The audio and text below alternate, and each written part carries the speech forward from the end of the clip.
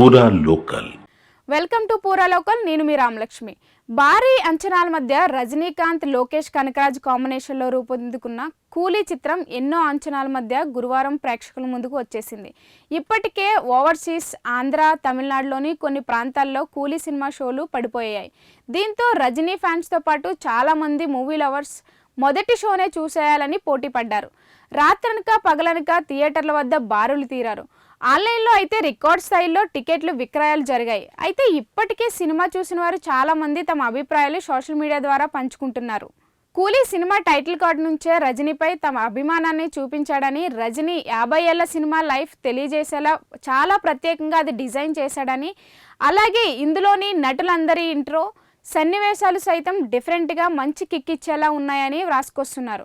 సత్యరాజ్, ఆయన కూతురు శృతి హాసన్ కలిసి సైమన్ అక్రమాలపై ప్రారంభించిన ఓ మిషన్ ఫెయిల్ అవుతున్న సమయంలో సత్యరాజ్ ఫ్రెండ్ రజనీ ఎంట్రీ ఇవ్వడంతో కథ ఆసక్తికర మలుపులు తిరుగుతుందని అంటున్నారు.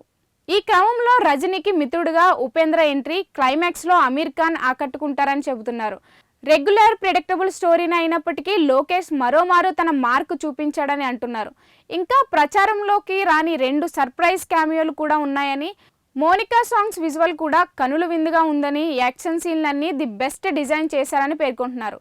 ఇక పాట సోసోగా ఉన్న బ్యాక్గ్రౌండ్ స్కోర్ మాత్రం సినిమా రేంజ్ను అమాంతం పెంచేలా ఉందని, బక్కోడు ఇరగదీశాడని పోస్టులు పెడుతున్నారు. మొత్తంగా కొత్తదనం కథ కాకపోయినప్పటికీ అంతా ముందే తెలుసున్నా ఎక్కడా ఫీల్ రాకుండా మంచి స్క్రీన్ ప్లేతో మాయ చేశాడని, నాగార్జున, రజనీల మధ్య క్యాట్ అండ్ మౌస్ గేమ్ అదిరిందని, థియేట్రికల్ ఎక్స్పీరియన్స్ చేయాల్సిన మూవీ అని స్పష్టం చేస్తున్నారు.